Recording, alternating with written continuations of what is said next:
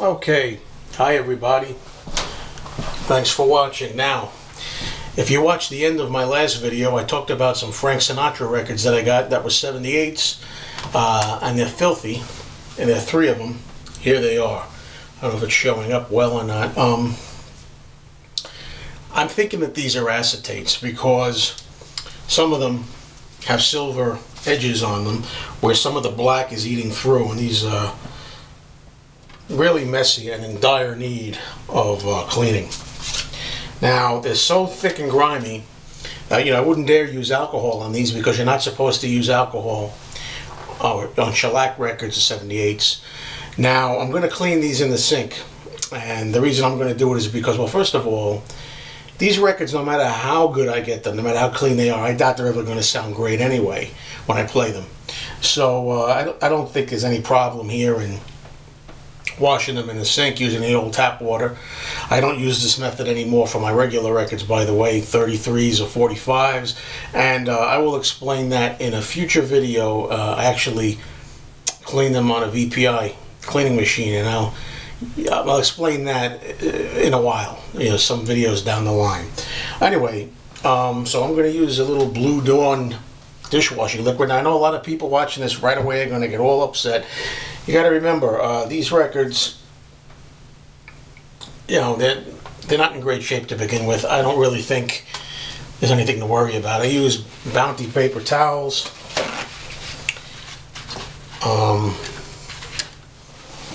The softer side, turn the water on. I'm not going to make the water hot, of course. I'm going to make the water even a little cool. And this is going to be an interesting experiment. I'm going to change the camera maybe to get a better look at the sink. This is going to be an experiment.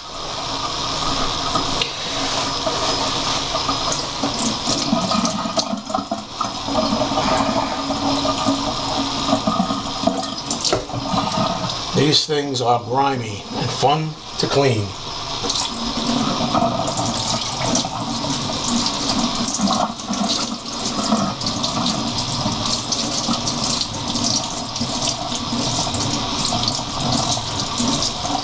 I know everybody worries about the labels. I know these labels I am a little bit worried about, to be honest with you, because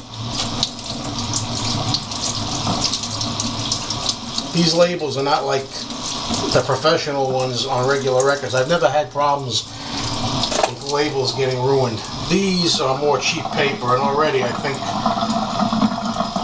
I may have gone too far with this. I can feel the paper bubbling. This is not your usual labels.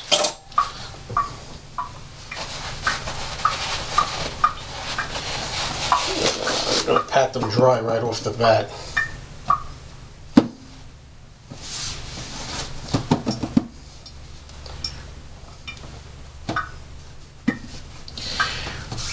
Now, I don't know, already it looks much cleaner, even from the little bit that I did. All I want to be able to do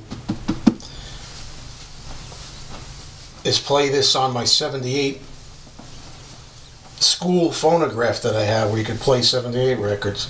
Still, they're pretty grimy.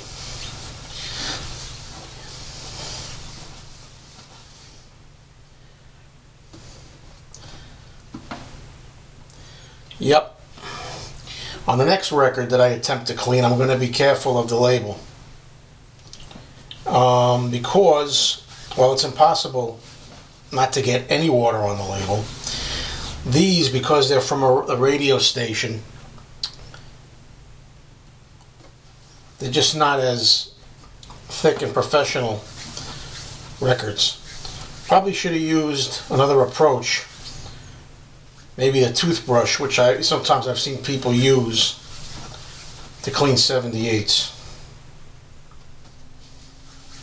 But already, just getting a lot of that initial dirt and grime off is a big benefit. As I say, I don't ever expect this to sound great.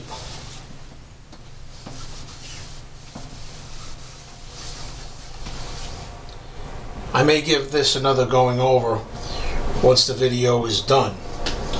But I'm actually going to put this in the dish rack, which I've never done before. I've seen people do that. I'm sure at least one person I know in the vinyl community, if he's watching this, is going to get a real howl out of this, and Robert Z. And I fully understand it, and I hope he's having a good laugh, because it is kind of funny. Now this other one, I'm going to try to, you can see the silver on here coming through. Well, you can tell the label's already the thinnest of paper. It's not, there's not much you're going to be able to do. Avoiding, this is really filthy.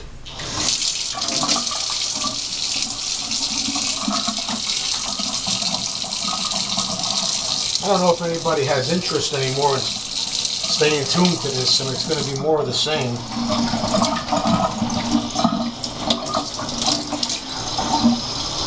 Nothing really much to see here except the same thing as before. But maybe if I say something pretty humorous, you'll stay tuned. I don't know. I don't want this to be too hot. I want it to be cool. You know, you try to avoid the label. This time I'm trying to avoid the label more, but I know it's a joke. There's nothing you can do to totally avoid the label.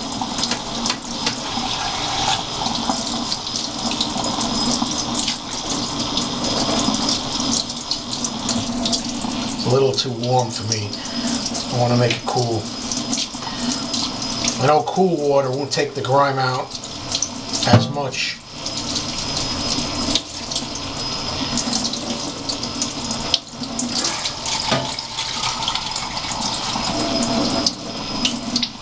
I mean, you get hot water, the hotter the better, but you can't do that on records, and especially I wouldn't do that on these particular records. Yeah, I'm letting the label get wet again.